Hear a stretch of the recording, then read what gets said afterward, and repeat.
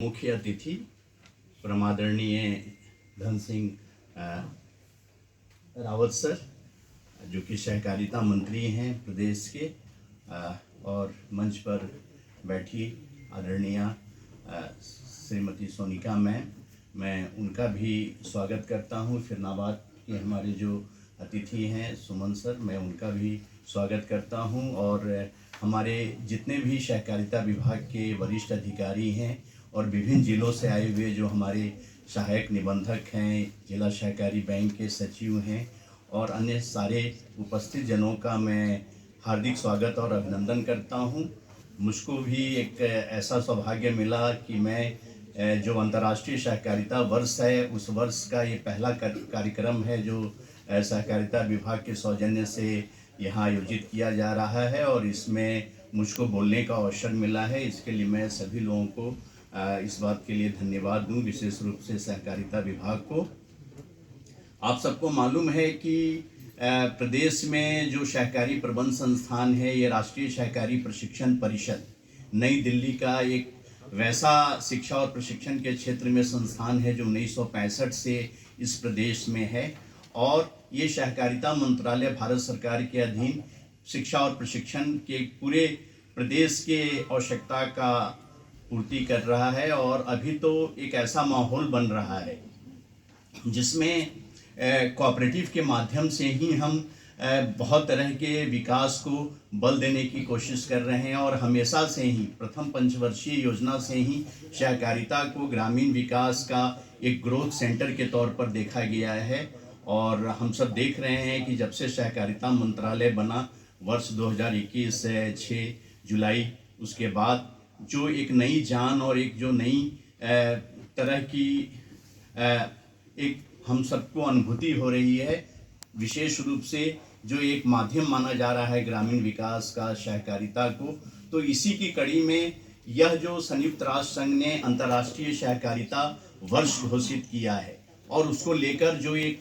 प्रदेश में कार्यक्रम हो रहा है, ऐसा ही कार्यक्रम हम लोगों को भी एक लक्ष्य के रूप में सहकारिता मंत्रालय भारत सरकार ने दिया है और हम लोगों ने भी एक कैलेंडर बना के उसको अप्रूव कराया है प्रदेश में विभिन्न तरह के कार्यक्रमों को आयोजित करने का, जो कि हम लोग शुरू करेंगे। उसमें बहुत सी गतिविधियां होंगी जिसमें हम प्रोसेसन निकालेंगे अपने संस्थान से शहर के अंदर। फिर हम जितने भी यहाँ के विश्वविद्यालय हैं और कॉलेजेस हैं उसमें जाके एक दिन का कार्यक्रम करेंगे। वो कार्यक्रम पूरी तरह से इस बात के लिए होगा कि हम कैसे युवाओं को बताएं कि कोऑपरेटिव भी एक बिजनेस मॉडल हो सकता है जिसके माध्यम से वो रोज़गार प्राप्त कर सकते हैं और स्वरोजगार के माध्यम से बहुत सी गतिविधियों को शुरू कर सकते हैं। फिर हम लोगों का कुछ कार्यक्रम वैसा है जो संस्थान में हम आयोजित करेंगे जिसमें जो स्टार्टअप को लेकर एक भूमिका हो सकती है सहकारिता के माध्यम से, उसको लेकर 3 दिन के प्रशिक्षण कार्यक्रम का हम लोगों ने एक कार्यक्रम बनाया हुआ है। तो मैं मानकर चल रहा हूं कि जैसा सहकारिता विभाग का लक्ष्य है पूरे वर्ष का विभिन्न तरह के कार्यक्रमों का आयोजित करने का, वैसा ही लक्ष्य एक सहकारी प्रबंध संस्थान देहरादून को भी दिया गया है कि पूरे प्रदेश के विभिन्न जिलों में जाकर जो अंतर्राष्ट्रीय सहकारिता वर्ष में विभिन्न तरह के कार्यक्रम हो सकते हैं उसको किए जाने का जो एक कार्यक्रम हम लोगों ने अप्रूव कराया है मिनिस्ट्री ऑफ कोऑपरेशन से, उसके बाद जो हम करेंगे वो भी एक बहुत अच्छा और बहुत परिणामकारी स्थिति देगा हमारे इस प्रदेश के सहकारिता आंदोलन को। मुझको ये बताते हुए बहुत खुशी हो रही है अपने माननीय मंत्री महोदय को कि हमेशा ही उत्तराखंड को सहकारिता के मामले में एक अग्रणी प्रदेश के रूप में देखा जा रहा है। जब कभी मुझसे भी संपर्क किया जाता है, अभी वैकुंठ मेहता राष्ट्रीय सहकारी प्रबंध संस्थान जो पुणे में है, वहाँ एक कार्यक्रम होना था अंतर्राष्ट्रीय सहकारिता वर्ष के अंतर्गत बहुउद्देशीय सहकारी समितियों के प्रशिक्षण को लेके, तो उसमें भी मुझसे आग्रह किया गया कि उत्तराखंड एक अग्रणी प्रदेश है तो वहाँ से किसी वक्ता को कहा जाए कि उस कार्यक्रम में वो ऑनलाइन प्रतिभाग करें। तो ये बहुत अच्छी बात है। और जो मुझको अभी जिस विषय पर बोलने के लिए कहा जा रहा है वो विषय है अंतर्राष्ट्रीय सहकारी परिसंघ। तो आप सबको मालूम है कि जो अंतर्राष्ट्रीय सहकारी परिसंघ है जो जिसका मुख्यालय ब्रुसेल बेल्जियम में है। इसका गठन 1895 में हुआ था और 300 ऐसे संगठन हैं जो सहकारिता के क्षेत्र के हैं, वो सभी इसके मेंबर हैं और 105 जो देश हैं वो इसके सदस्य हैं। और ये जो अंतर्राष्ट्रीय सहकारी परिसंघ है, इसका काम एक तरह से वैश्विक